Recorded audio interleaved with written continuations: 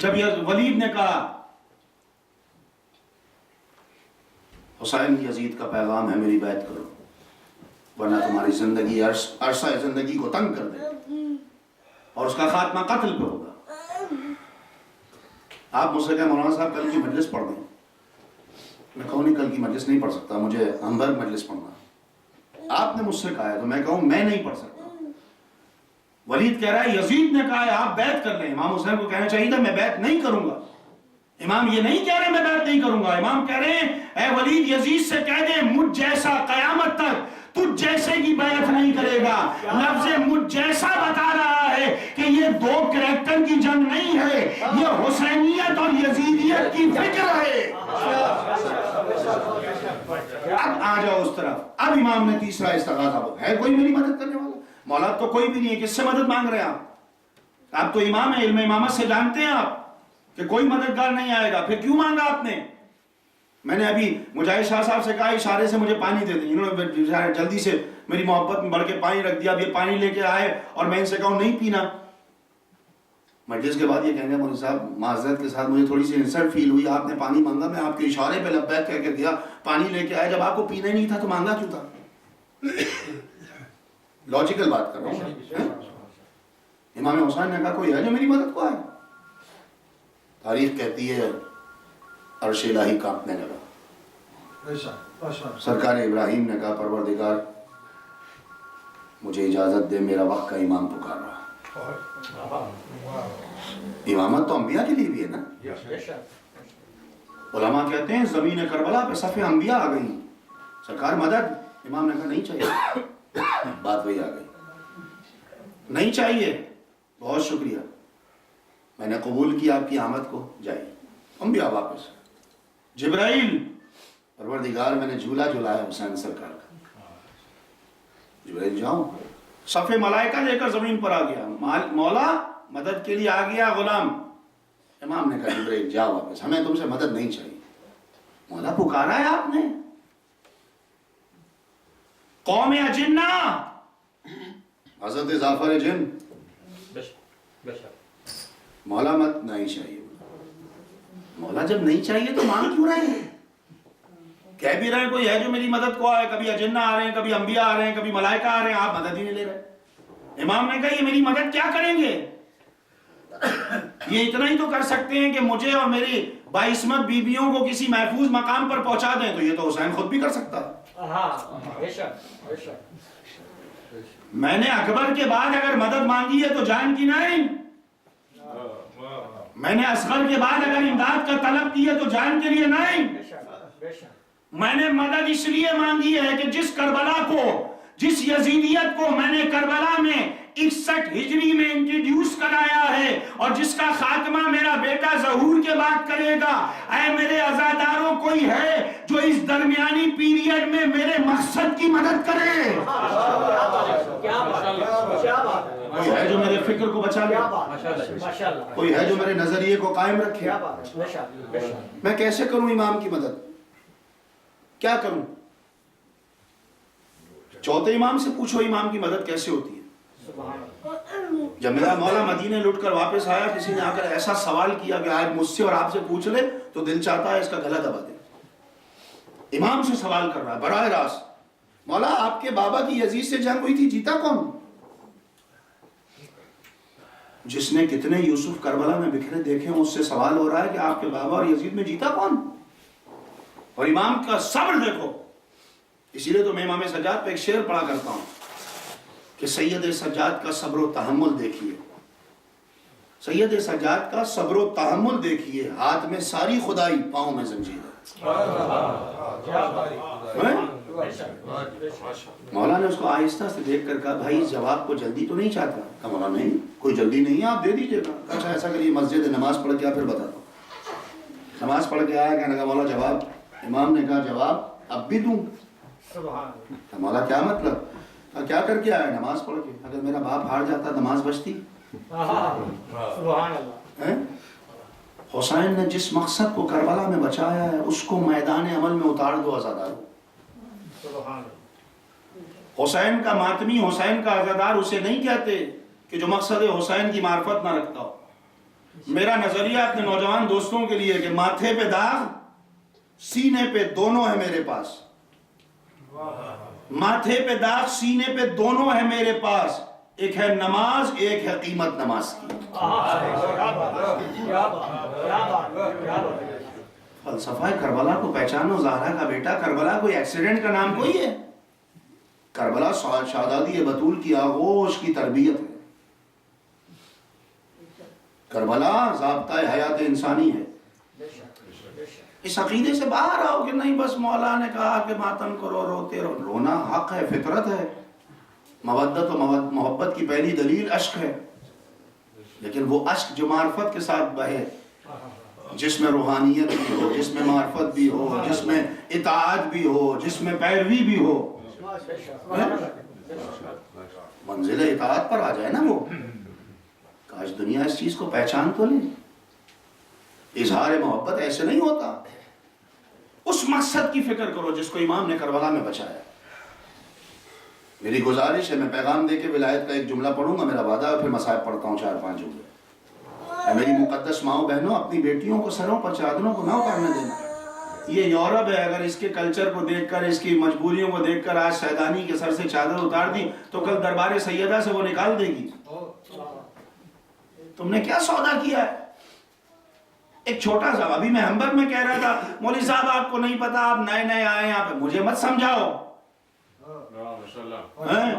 آپ نئے نئے آئے، اگر اسکارف پہن لو یا مخنا پہن لو تو یہاں جاب نہیں ملتی ہے اور جاب میں لوگ ٹونٹنگ۔ میں نے بولا مجھے مت سمجھاؤ، اس رزق پہ لعنت بھیجتا ہوں جو سیدانی کی سیادت کو ضائع کر دے۔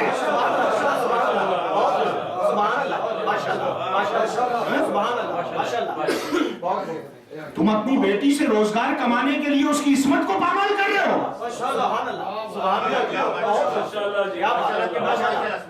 تم نے کربلا سے درس کیا لیا؟ اپنے آپ کو تیار کرو آل محمد کی بارگاہ میں۔ کربلا ایسے نہیں آباد ہوئی، اس کے پیچھے خون ابو طالب ہے۔ میرا بڑا دل تھا مگر کیا کروں، وقت نہیں ہے۔ یہ سرکار ابو طالب نہیں ہے۔ خدا کی قسم دنیا ابو طالب کو سمجھی نہیں۔ آج یہ کہتے ہیں سرکار کلمہ پڑھ لیتے۔ بھئی اسلام کے دامن میں آغاز دعوت ذوالعشیرہ سے لے کر غدیر خم کے میدان تک فقط اور فقط اگر کچھ ہے تو خدمت خون ابو طالب ہے۔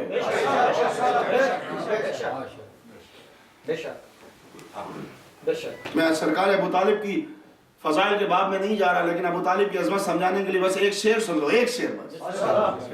میں بہت سوچتا تھا کہ تاریخ میں اہل محلوں پتہ نہیں اہل غیروں کتنوں کے نام آ گئے ہیں جنہیں خیبر کے ٹکڑوں پہ پل کر امیری کی سند ملی ہو۔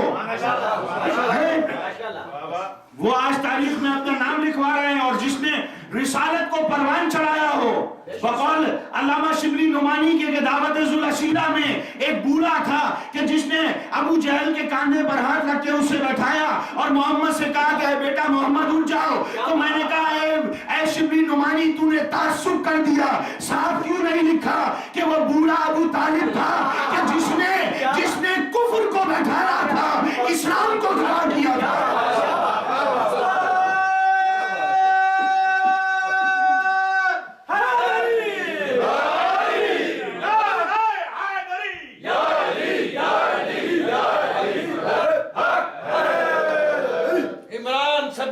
کوئی سلطان دکھا دو، عمران سے بہتر کوئی سلطان دکھا دو، ہو جس کا رسالت پہ بھی احسان دکھا دو۔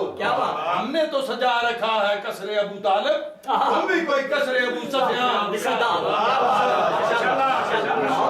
ہمیں خوشنو دیا ابو طالب علیہ السلام بلندت صلوات۔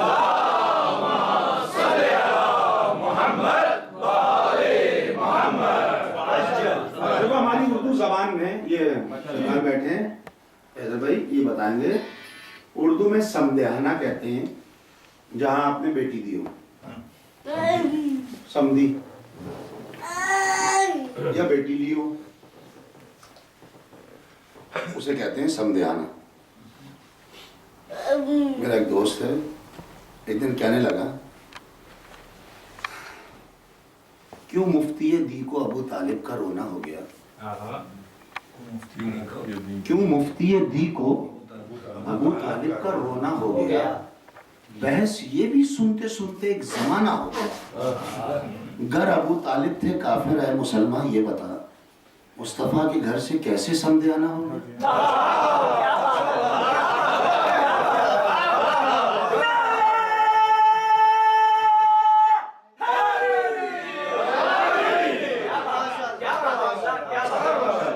इस्लाम का कारी है इमरान, इस्लाम का कारी है इमरान, है ऐसा कारी सरवर की शादी का खुतबा जिसने पढ़ा।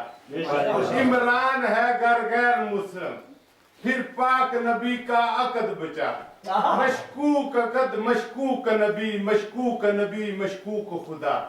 आदम से लेकर ईसा तक हर एक की कमाई जाती है, सरवर की नबूवत जाती है, खालिक की खुदाई जाती है।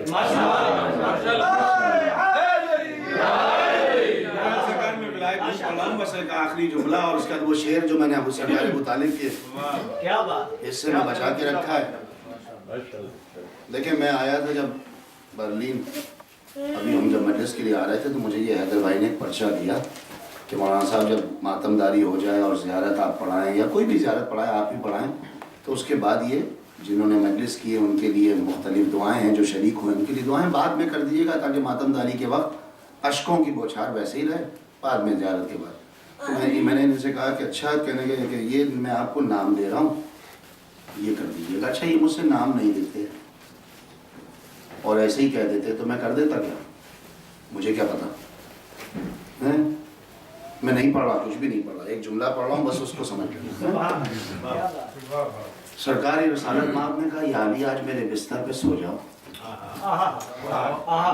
सुबह उठकर अमानतें बांटकर बनी हाशिम की खवातीन को लेकर मेरे राह पर आ जाना। माशाल्लाह। मुझे तारीख का कोई बदबख्त मौलवी दिखाओ कि जिसने लिखा हो कि रसूल ने जाते वक्त अली के जेब में कोई पर्ची डाल दी थी कि अली ये अमानतें इसकी हैं, ये नाम इसके हैं। नहीं, पर्ची डालकर ऐलान कर दिया था कि तुम इस्मतों के राबते को नहीं समझोगे, लिया नबूवत करती है, अता विलायत किया करती है।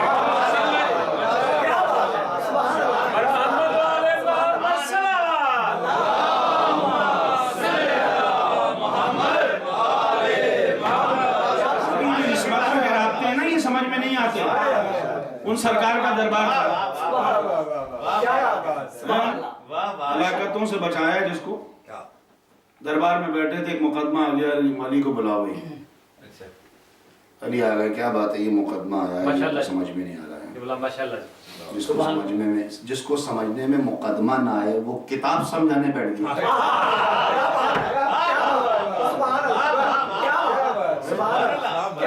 मौला ने कंबर से कहा, कंबर जी मौला जाओ जरा जुल्फकार लेके आओ घर से। अच्छा ये जुल्फकार बड़ी अजीब है, इसकी पूरी एक तारीख है, पर क्या करें। कंबर जुल्फकार लेके आओ। मैंने कहा ना इस्मतों के रास्ते समझना नहीं है, लेता नबूवत है, देती विलायत है। बड़े अजीब इस्मतों के रास्ते। कंबर तलवार लेके आओ जुल्फकार। अच्छा मौला। कंबर दरे फातिमा ज़हरा पे आए, दक्कुल बाप किया, शहजादी ने आधा दरवाजा खोला और खोलकर जुल्फकार बढ़ा दी। ने कहा बीबी मैंने तो अभी आने का मुद्दा भी बयान नहीं किया, आपको कैसे पता चला जुल्फकार लेने आया हूँ? कंबर तू नहीं समझेगा, मानता कोई है, अता कोई किया करता। ये इस्मतों के रास्ते। क्या बात, सुभान अल्लाह, बेशक। वरना ख्वाहिश किसकी नहीं थी, सब चाहते थे जुल्फकार मिले। खुदा की कसम जुल्फकार के लिए तो बड़े बड़े माशाल्लाह पकड़े हुए हैं। मैं तारीख पढ़ रहा था तो मुझे एक जुमला मिल गया तो मैं तकवीयत हो गई। एक जंग में मौलाना दुश्मन पे जैसे ही हावी होने लगे ना, उसके हाथ से तलवार छूट गई। उसने कहा याली रुक जाइए। तो क्या हुआ? अगर आपने इस वक्त मुझे मार दिया आप बहादुर नहीं होंगे। क्यों? कहा आपके हाथ में जुल्फ़िकार, मेरे पास कुछ भी नहीं है, मैं आता हूँ। आपने कहा बड़े जुल्फ़िकार पे कसीदा पढ़ दिया तुमने, तुझे चाहिए ये काम? इसको नहीं चाहिए। आपने जमीन पर रख दी, ले ले। अच्छा पहुंच गया उठाने के लिए, उठ ही नहीं रही है। کیا بات کیا بات کیا بات یاری اتنی رہی میں نے ذوالفقار دی ہے، اپنے بازوؤں کی طاقت نہیں رہی. دنیا نہیں سمجھ سکتی ولایت، اور تم بھی ولایت کے سمندر میں اس طرح نہ بیٹھو کہ تم عدالت الہی کو اور عدالت علی کو نہ سمجھ سکو. مولا کائنات سب کچھ بعد از خدا و رسول، سب کچھ. بستر پہ سلایا ابو طالب نے، پتھروں سے بچایا ابو طالب نے، راہوں کو ہموار کیا ابو طالب نے، شیب ابی طالب کاٹی ابو طالب. کتنی زحمتیں ابو طالب نے پروان رسالت میں کی. دنیا بھول گئی. آج پتہ نہیں کس کس کا نام ہے، ابو طالب کا نام ہی نہیں ہے تاریخ میں. لوگ کہتے ہیں ہاں یہ کون.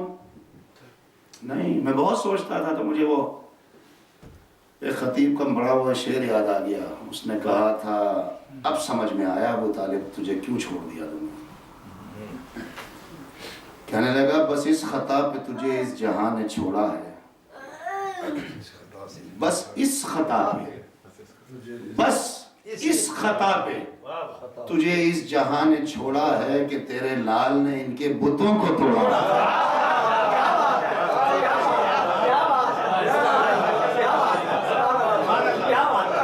بات یہ ہے کہ انسان اس کو صلوات بھیجے محمد علیہ